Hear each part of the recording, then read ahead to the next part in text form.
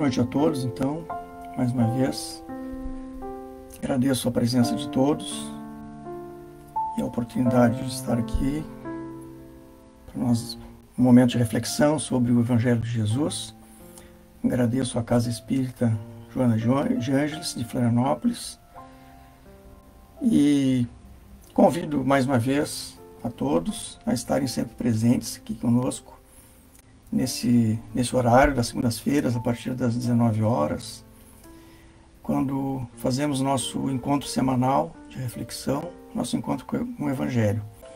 Além desse horário, das segundas-feiras, a Casa Espírita Joana de Ângeles de Florianópolis também realiza um encontro às terças-feiras, a partir das 20 horas, com palestras doutrinárias.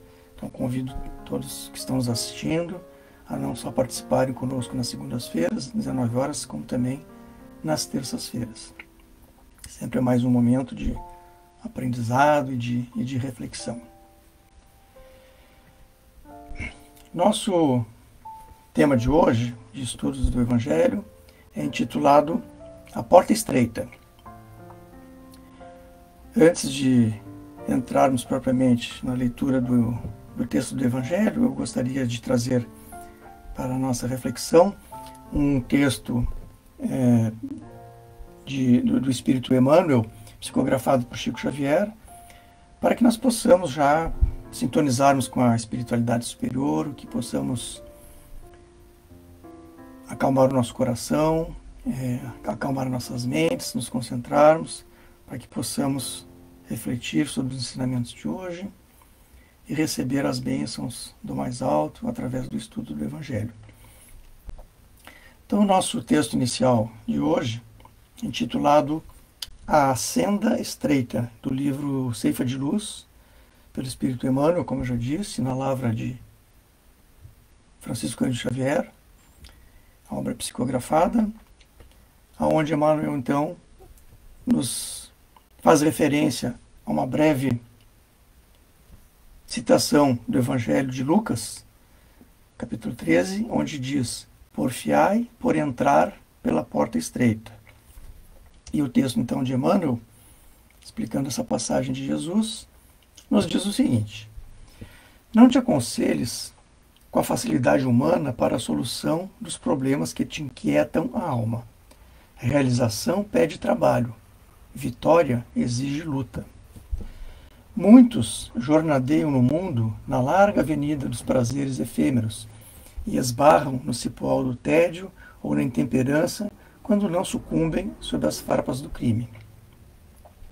Muitos preferem a estrada agradável dos caprichos pessoais, atendidos, e caem desavisados nos fojos, nas armadilhas de tenebrosos enganos, quando não se despencam no precipício de tardio arrependimento. Seja qual for a experiência em que te situas na terra, lembra-te de que ninguém recebe um berço entre os homens para acomodar-se com a inércia, no desprezo deliberado às leis que regem a vida. Nosso dever é a nossa escola. Por isso mesmo, a senda estreita a que se refere Jesus é a fidelidade que nos cabe manter limpa e constante no culto das obrigações assumidas diante do bem eterno. Para sustentá-la, é imprescindível sacrificar no santuário do coração tudo aquilo que constitua bagagem de sombra no campo das nossas aspirações e desejos. Adaptar-nos à disciplina do próprio espírito, na garantia da felicidade geral, é estabelecer em nós próprios o caminho para o céu que almejamos. Não te detenhas no círculo das vantagens que se apagam em fulgurações passageiras, de vez que a ociosidade compra em desfavor de si mesmo as chagas da penúria e as trevas da ignorância. Trabalhe intensamente na renúncia que eleva e edifica, enobrece e ilumina. Não desdenhes a provação e o trabalho, a abnegação e o suor. E em todas as circunstâncias, recorda sempre que a porta larga é a paixão desregrada do eu, e a porta estreita é sempre o amor intraduzível e incomensurável de Deus. Refletindo então nessas belíssimas palavras de Emmanuel sobre o tema da nossa reflexão de hoje, eu convido a todos então a levarmos nosso pensamento em prece a Deus e a Jesus, aos nossos mentores, para agradecer esse momento. Pai amado, santificado seja o teu nome e bendito seja o nosso Mestre Jesus e todos os Espíritos iluminados que sempre nos acolhem e nos iluminam com amor. Agradecemos a oportunidade de estarmos reunidos sob a luz do Evangelho, do nosso Mestre Jesus, e te pedimos as bênçãos sobre nós. Que tenhamos nesse momento o nosso coração sintonizado com o nosso Mestre Jesus, para que possamos compreender a nossa reflexão de hoje. Pedimos ao Pai por todos aqueles mais necessitados do que nós, e que possamos todos irradiar nesse momento vibrações de amor, de paz e de fraternidade. Que possamos, Pai, encontrar nas palavras do Mestre, fortalecendo a nossa fé, nossa esperança, e que possamos compreender melhor as leis divinas para estarmos preparados para enfrentar as nossas provas. Que assim seja.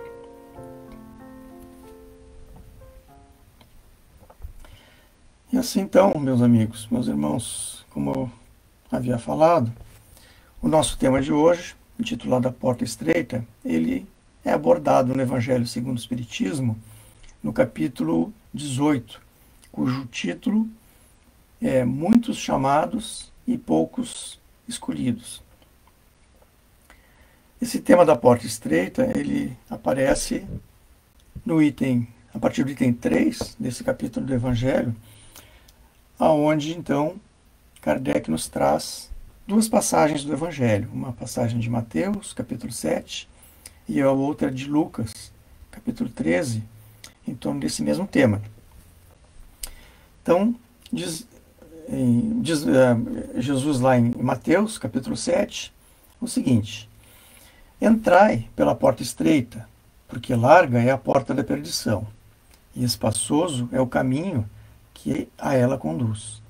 E muitos são os que por ela entram.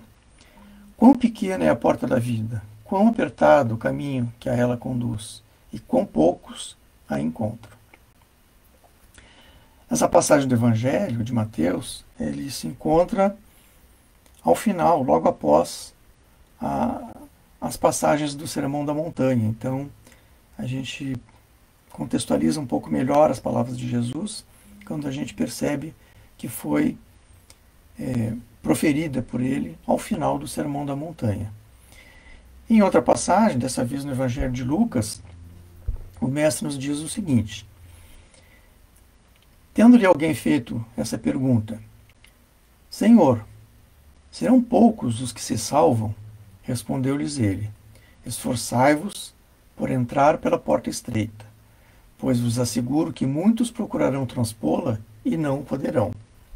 E quando o pai de família houver entrado e fechado a porta, e vós de fora começares a bater, dizendo: Senhor, abre-nos, ele vos responderá: Não sei de onde sois.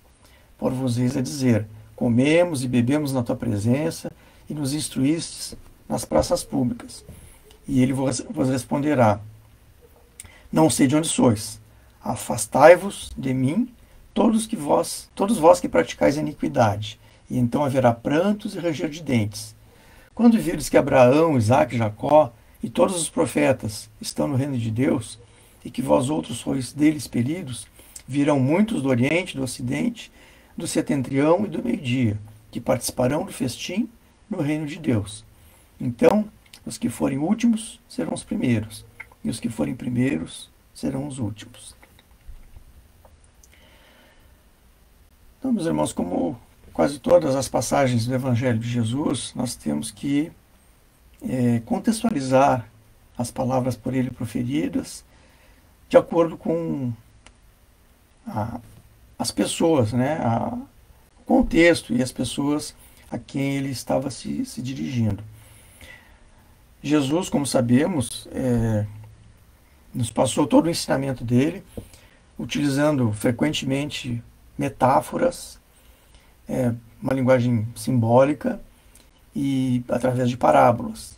Nós sabemos que, graças a essa perfeita pedagogia de Jesus, né, nosso maior pedagogo, todos os ensinamentos que ele proferiu estão vigentes até hoje, né? Jesus, há 2000 anos, proferiu essas palavras e tudo que ele falou, de uma forma adequada à época, pouco a pouco, com a evolução da humanidade, nós fomos compreendendo um pouco melhor. E com o advento da doutrina espírita, nós lançamos novas luzes a essas palavras e podemos compreender ainda mais. Então, nós precisamos sempre entender os ensinamentos de Jesus, levando em conta a quem ele se dirigia e ao contexto. Jesus, em várias passagens do Evangelho, sempre se valeu de palavras muito fortes, muito impactantes, como acontece nessa citação de Lucas, né? Onde ele fala que que o pai de família vai cerrar as portas e quando batermos as portas, ele não vai nos reconhecer. Então Jesus se valeu dessa maneira bastante forte para impactar as pessoas a quem ele estava se dirigindo. E também nessa passagem ele se refere à porta estreita. Então, meus irmãos, nós precisamos compreender que seria uma incoerência nós entendermos essas palavras de Jesus de uma maneira ao pé da letra, achando que o nosso Pai de amor eterno fecharia as portas para nós e nos colocaria um caminho estreito em que somente poucas pessoas, poucos filhos de Deus, teriam direito a ser salvos, né? E aqui também nós temos que contextualizar esse termo utilizado por Jesus, né? Quando perguntam a ele, poucos os que se salvam, porque já naquela época havia o conceito de penas eternas, o conceito de inferno, né? E sempre que a referência pelo caminho do bem, é sempre utilizada a questão do fogo do inferno, a questão da condenação eterna. Então, naturalmente que as pessoas que se dirigiam a Jesus faziam a pergunta nesses termos: como é que faremos para nos salvarmos, né? Então Jesus se vale dessa terminologia, dessa palavra para que as pessoas que ouviam pudessem compreender. E hoje, com novas compreensões, né, com as luzes da doutrina espírita, nós podemos compreender de uma forma um pouco mais clara essas palavras. Então, meus irmãos, nós precisamos, antes de mais nada, compreender as palavras de Jesus, compatibilizando essas assertivas com a ideia de um Deus pleno de amor, um Deus de justiça, de bondade, e que o próprio Mestre apresenta à humanidade, né, como a segunda revelação. Nós sabemos que na época de Moisés sempre apresentava um Deus mais rigoroso, um Deus que castigava, né? Moisés se valia de ameaças para conduzir o seu povo ao caminho do bem, e Jesus já nos traz um conceito de um pai amoroso. Então, a interpretação dessas palavras ao pé da letra seria conflitante com essa ideia de pai amoroso. Então, não faz sentido a razão a ideia de um pai amoroso estabelecido nos roteiros de Jesus,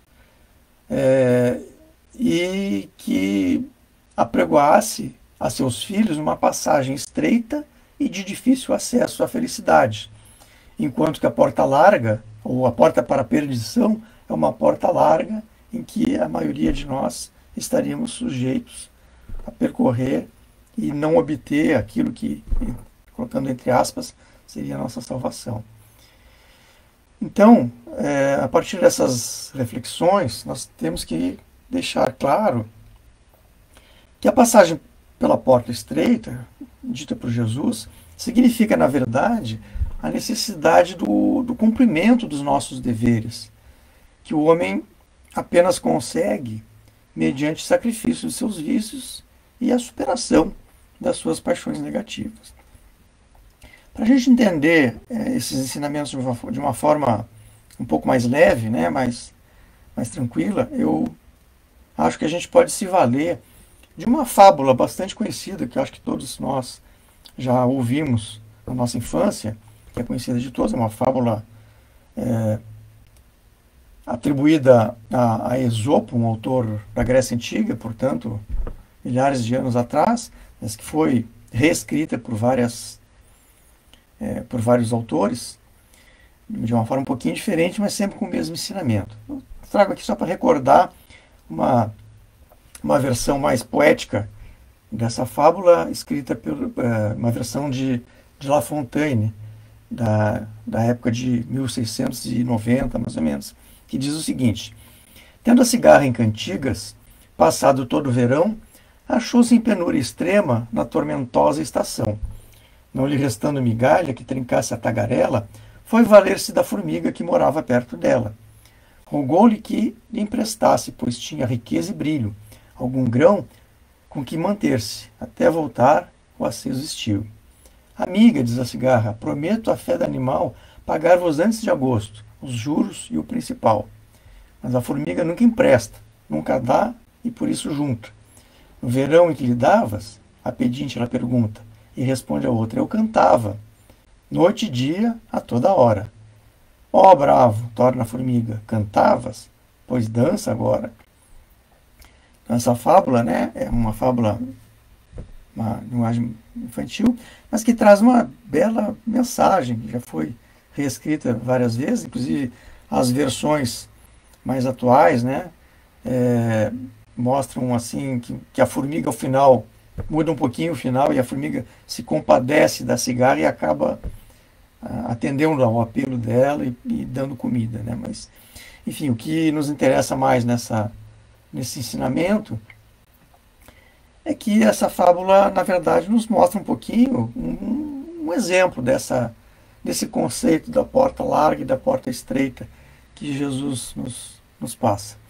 Na verdade, a formiga, né, que simplesmente só queria cantar, fazer festa, se divertir, ela fez a opção pela porta larga, desdenhando o futuro, desdenhando o inverno que se aproximava, e quando chegou o inverno, ela se deu conta de que ela perdeu o seu tempo precioso e a fome lhe pegou de surpresa. Já a formiga, como trabalhadora, disciplinada, fez a opção por aquilo que chamamos então de a porta estreita. Foi preventiva e pôde se precaver contra a fome e a miséria. Então é simplesmente uma fábula, mas que tem um ensinamento profundo que nos reforça um pouquinho os ensinamentos de Jesus. Mas nós precisamos, acima de tudo, meus irmãos, tentar compreender esse ensinamento, nos valendo um pouquinho das luzes da doutrina espírita. Quais são os principais pilares da doutrina espírita que podemos relembrar nesse momento e que nos ajudam a compreender esse ensinamento de Jesus? O primeiro deles, obviamente, é a ideia da reencarnação e a lei do progresso. Então nós precisamos lembrar sempre que nós somos espíritos imortais, que a nossa verdadeira vida é a vida eterna, é a vida espiritual, e que nós estamos nessa jornada desde nosso nascimento até o nosso desencarne, e que é apenas mais uma jornada nas várias que já tivemos e que ainda devemos ter. E que nós somos destinados ao progresso a partir das escolhas que nós fazemos. Então, na lei da reencarnação, o Livro dos Espíritos, lá no capítulo, na questão 779, Kardec pergunta aos espíritos: a força para progredir aure ao homem a si mesmo, ou o progresso é apenas fruto de um ensinamento? Ou seja, Kardec está questionando aos espíritos se a responsabilidade pelo progresso, pelo nosso próprio progresso, cabe a nós mesmos. E eles respondem, então: o homem se desenvolve por si mesmo, naturalmente, mas nem todos progridem simultaneamente e do mesmo modo. Dá-se então que os mais adiantados auxiliam o progresso dos outros por meio do contato social. Então, a nossa jornada aqui na Terra, ela nos serve para o nosso progresso e principalmente a partir das escolhas que nós fazemos. E aqui, então, surge essa ideia da porta estreita e da porta larga. Nós temos várias escolhas que nos levam ao nosso progresso moral, intelectual, espiritual, e temos escolhas que nos fazem estacionar, nos fazem persistir nas nossas falhas. E Kardec pergunta também aos espíritos: tem o homem o poder de paralisar a marcha do progresso? E eles respondem: não, mas tem às vezes o de embaraçá-la. Então as escolhas que nós fazemos muitas vezes embaraçam, né, como disse os espíritos nessa resposta, o nosso progresso, não só individual, mas até mesmo coletivo. O outro ensinamento, a outra máxima da doutrina espírita que nos ajuda a compreender essas palavras de Jesus é a lei do livre-arbítrio. É aquela lei que diz que nós somos livres para a escolha dos nossos atos. E pergunta então Kardec, na questão 843, tem o homem o livre-arbítrio dos seus atos? E eles respondem: pois que tem a liberdade de pensar, tem igualmente a de obrar. Sem o livre-arbítrio, o homem seria uma máquina. Então fica patente, né, que nós temos o nosso livre-arbítrio. E depois nós temos um outro princípio da doutrina espírita, que é a chamada lei de causa e efeito. Na pergunta 171, esse ensinamento se dá através da seguinte questão: em que se funda o dogma da reencarnação? Pergunta Kardec, então, aos espíritos. E eles respondem: na justiça de Deus e na revelação, pois incessantemente repetimos: o bom pai deixa sempre aberta a seus filhos uma porta para o arrependimento. Então, mais uma vez, nós temos a metáfora da porta. Todos os espíritos tendem para a perfeição, dizem os espíritos respondendo a Kardec, e Deus lhes faculta os meios de alcançá-la, proporcionando-lhes as provações da vida corporal. A sua justiça, porém, lhes concede realizar em novas existências o que não puderam fazer ou concluir numa primeira prova. Então, meus irmãos, quando nós falamos das nossas escolhas, nós precisamos lembrar que essas escolhas não são feitas tão somente na nossa jornada aqui na Terra atual.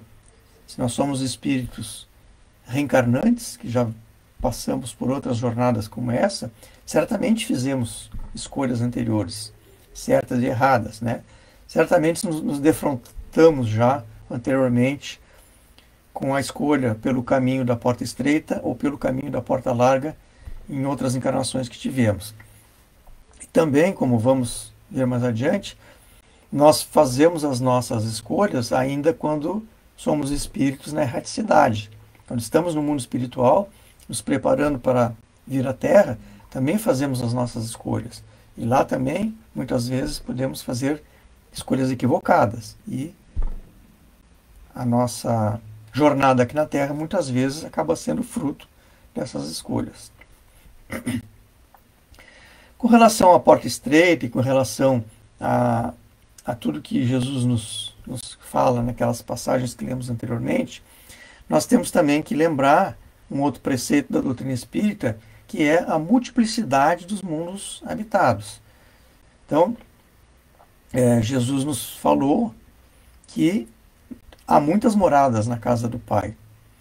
E no Evangelho segundo o Espiritismo, os Espíritos nos esclarecem que a casa do Pai é o universo e que as diferentes moradas são os mundos que circulam no espaço e que oferecem a nós, Espíritos, que neles encarnam, diferentes moradas correspondente ao nosso adiantamento. Então nós temos diferentes categorias de mundo de acordo com a população dos espíritos que lá habitam. Então nós temos os mundos intermediários, onde o bem e o mal se misturam, predominando um ou outro, segundo o grau de adiantamento da maioria dos espíritos que os habitam. E, embora a gente não possa fazer disso uma classificação absoluta, nós podemos, em virtude do estado que se acham, e da destinação que esses mundos trazem, tomando por base as matrizes mais evidentes, dividi-los, segundo o ensinamento dos espíritos, em mundos de prova e expiação, onde domina o mal, em mundos de regeneração, onde as almas ainda têm que expiar e necessitam unir novas forças, repousando nas fadigas de luta, os chamados mundos ditosos, onde o bem sobrepuja o mal, e os chamados mundos celestes ou divinos. Ora, a nossa Terra, a nossa pátria atual, pertence à categoria dos mundos de expiação e provas. Então, na nossa psicosfera, tanto os espíritos encarnados quanto os desencarnados que habitam a Terra, predominam a maioria espíritos ainda bastante imperfeitos e que necessariamente acabam fazendo escolhas equivocadas. Por isso que Jesus nos mostra que a porta estreita, ou a porta da salvação, né, da chamada salvação, é a porta estreita, e a porta da perdição, né, é a porta mais larga, porque a maioria dos espíritos ainda se encontra na condição de fazer a escolha pela porta equivocada. Para ilustrar um pouquinho ainda também essas ideias, esses conceitos, eu queria trazer aqui um texto bastante interessante do livro Estante da Vida, escrito pelo Espírito Limão X, na psicografia de Chico Xavier, chamado O Compromisso. O texto é um pouco longo, então eu me permiti, né, me perdoem as pessoas que eventualmente conheçam o texto, que está diferente, né, do original, mas em função do tamanho do texto, para não ficar muito extenso, eu fiz um pequeno resumo, tentando trazer a ideia básica do texto. Então diz o seguinte: chamados a um auxílio de um pequeno grupo familiar, fustigado por um doloroso caso de obsessão, alguns instrutores amigos indicaram a uma equipe de socorro, uma equipe espiritual de socorro, alguém, já no plano físico, que poderia colaborar com o trabalho daqueles missionários. Esse colaborador se chama, então, Alberto Nogueira, indicado pelos instrutores para a equipe espiritual. Então, Alberto Nogueira, segundo ele, seria uma pessoa certa para o socorro, para o auxílio ao socorro. Que seria, então, Alberto Nogueira, um médium que reencarnara 36 anos antes, sob o amparo de um núcleo espiritual e que partiria a expedição socorrista. Ao pesquisar sobre o médium, os socorristas se depararam com comovida súplica do próprio Alberto, antes do nascimento, onde esse irmão, né, o médium encarnado Alberto, na época em que estava ainda na erraticidade, ele pede a Jesus: Senhor Jesus, conheço a minha posição de espírito delinquente e por isso rogo a vossa permissão para tornar ao campo terrestre, de modo a resgatar as minhas faltas. Concedei-me a volta ao corpo terrestre, Senhor, com os necessários recursos da provação depuradora. Quero que a lepra me desfigure, a fim de que eu pague com lágrimas constantes as feridas que abri nos corações indefesos. Quero padecer o abandono dos entes mais queridos, para que eu possa aprender quanto dói a deserção dos compromissos abraçados. Rogo, Senhor, se tanto for preciso, que eu passe pela extrema penúria, esmolando o pão que me alimente e a veste que agasalhe as feridas que mereço. Então aquele espírito, na erraticidade, ciente das suas faltas enquanto encarnado, pedia naquele momento e fazia, poderíamos aqui considerar, a escolha pela chamada porta estreita, ou seja, uma vida de provações, uma vida com bastante dificuldades. Mas, no entanto, em resposta a essa rogativa, o mentor espiritual desse espírito lhe responde: o Senhor Jesus pede misericórdia e não sacrifício.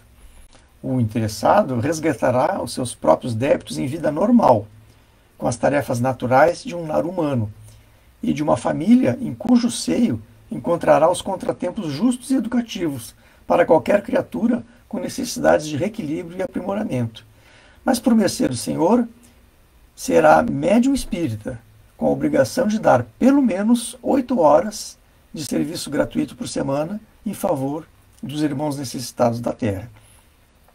Então, segundo o relato, né, dos instrutores lá, esse irmão teria pedido que na programação reencarnatória dele ele fosse uma pessoa com doenças graves, enfim, que passasse uma vida de penúria, mas, no entanto, o mentor dele diz, não, você vai ter uma vida normal, a única coisa que será pedida é que você irá como um médium, trabalhador, um médium espírita, e que você deverá dedicar pelo menos 8 horas por semana para o trabalho de assistência aos irmãos necessitados. Então essa seria a missão desse irmão na Terra, né, em função do seu estado evolutivo.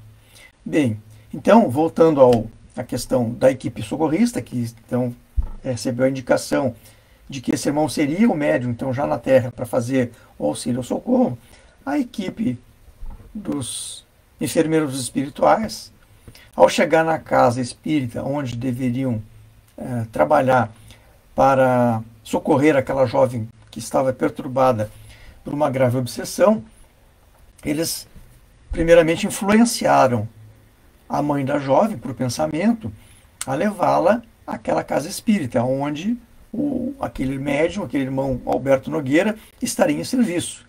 Então, através do Alberto Nogueira, aqueles espíritos poderiam socorrer a irmã que estava sendo obsidiada. Na sessão da noite, né, na sessão do grupo mediúnico daquela noite.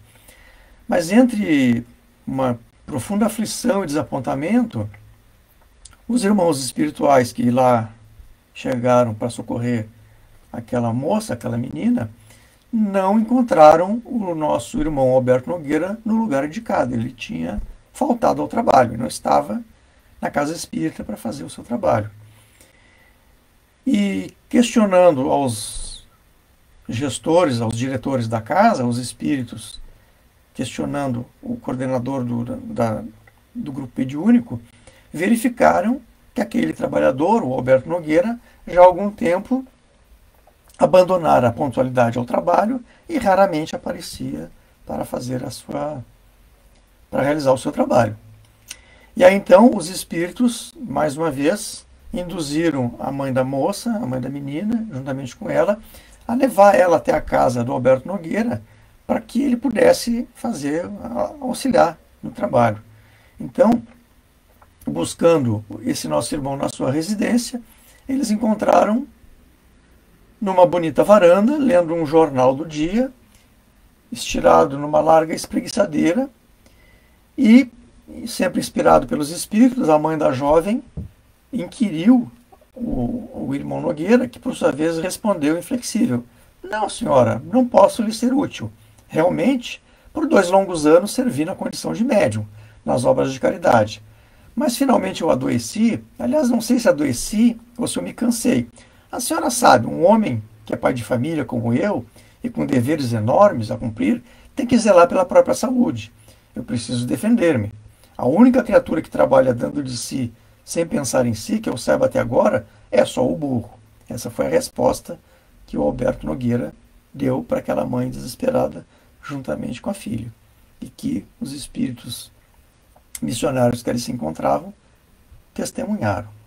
Então, esses trabalhadores espirituais saíram frustrados, carregando o mesmo problema, a mesma inquietação com que chegaram, não puderam fazer o seu trabalho.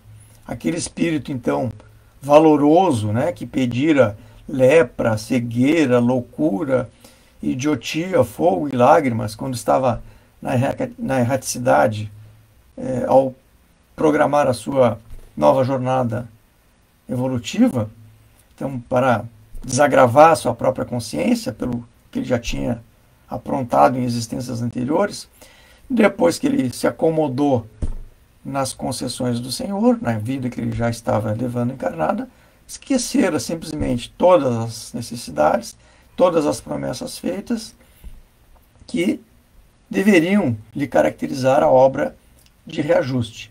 ou seja, preferia a ociosidade, enquadrado num pijama, com medo de trabalhar.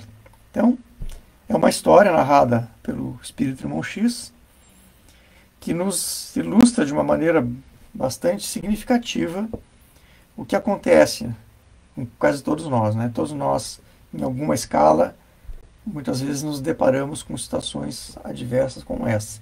Muitas vezes fazemos as nossas escolhas, escolhemos um caminho pela chamada porta estreita sem nos darmos conta das dificuldades que nos esperam, das dificuldades que nos afrontam.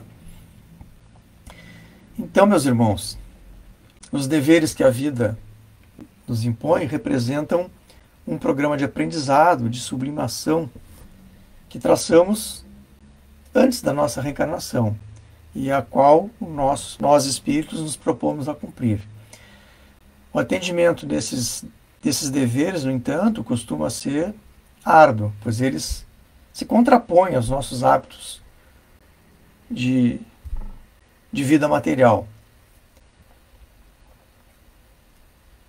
Então, a chamada porta da salvação, que foi questionada pelos ouvintes do Mestre Jesus, não é, portanto, estreita para a humanidade em geral, mas apenas para uma parcela situada no seu próprio estado evolutivo. Como nós vivemos num mundo de provas e expiações em que essa parcela é bastante significativa, explica um pouco, ou nos ajuda a compreender um pouco melhor esse ensinamento de Jesus. Então, quando a Terra deixar de ser um planeta de provas e expiações e se tornar um planeta de regeneração, pouco a pouco nós iremos percebendo que aquela porta estreita já não será mais tão estreita, e que a porta larga já não necessitará mais ser tão larga. No Livro dos Espíritos, nas questões 907 a 909, nós encontramos explicações em que nos dizem que as paixões humanas, elas não são, na verdade, tão negativas em seu princípio, mas que nos levam a grandes realizações. O problema é que essas paixões, elas se tornam negativas quando nós não mais conseguimos governá-las, quando o homem não consegue governar com prudência essas paixões. Somos, na verdade, por elas governados, que nos causa, então, prejuízo para nós mesmos e para os outros. E Deus, então, na sua sabedoria, na sua bondade, nos coloca num ambiente onde somos naturalmente convidados à sublimação, ou seja, nos coloca diante daquilo que nós estamos, então, que Jesus chamou de a porta estreita. Isso, na prática, se reflete na nossa vida, no nosso dia a dia. Nos coloca, por exemplo, num contexto profissional, num contexto familiar, social, em que nós precisamos atender uma série de deveres. Se nós os atendê-los a contento, sacrificando minimamente as nossas fantasias, os nossos caprichos, os nossos desejos, nós estaremos, então, trilhando o caminho da porta estreita, que é o caminho que nos cabe naquela encarnação e adequado ao nosso estado evolutivo. Então, seja como um profissional honesto, como um pai de família ou uma mãe presente e dedicados, né, aos seus filhos, sejamos nós um filho respeitoso e obediente, ou um aluno estudioso, um irmão compreensivo, um esposo fiel e afetuoso, enfim, um cidadão honesto, etc., nós estaremos, então, minimamente trilhando a senda do caminho do bem, a chamada senda estreita. Então, meus irmãos, nós encerramos nossa reflexão de hoje, agradecendo mais uma vez a participação de todos, agradecendo a oportunidade por aqui estar, compartilhando com todos vocês esses momentos. E convido a todos, então, ao encerrarmos, a levar o nosso pensamento em prece mais uma vez. Eu trago aqui, então, como prece de encerramento, uma poesia chamada Oração, do poeta desencarnado José Silvério Horta, que nos deixa na psicografia de Chico Xavier no livro Parnaso de Além Túmulo. Pai nosso, que estais nos céus, na luz dos sóis infinitos, Pai de todos os aflitos, deste mundo de escarcéus. Santificado, Senhor, seja o teu nome sublime, que em todo o universo exprime concórdia, ternura e amor. Venha ao nosso coração o teu reino de bondade, de paz e de claridade, na estrada da redenção. Cumpra-se o teu mandamento, que não vacila e nem erra, nos céus como em toda a terra, de luta e de sofrimento. Evita-nos todo o mal, dá-nos o pão do caminho, feito na luz do carinho, do pão espiritual. Perdoa-nos, Senhor, os débitos tenebrosos, de passados escabrosos, de iniquidade e de dor. Auxilia-nos também, nos sentimentos cristãos, a amar os nossos irmãos, que vivem longe do bem. Com a proteção de Jesus, livra-nos a alma do erro sobre um mundo de desterro, distante da vossa luz. E que a nossa ideal igreja seja o altar da caridade, onde se faça a vontade do vosso amor. Que assim seja. Obrigado a todos pela presença. Tenham todos uma boa noite e até um próximo encontro com os estudos do Evangelho na próxima segunda-feira, nesse mesmo horário, às 19 horas, e também nas terças-feiras, nos encontros de palestras doutrinárias a partir das 20 horas. Fiquem todos com Deus e uma boa noite.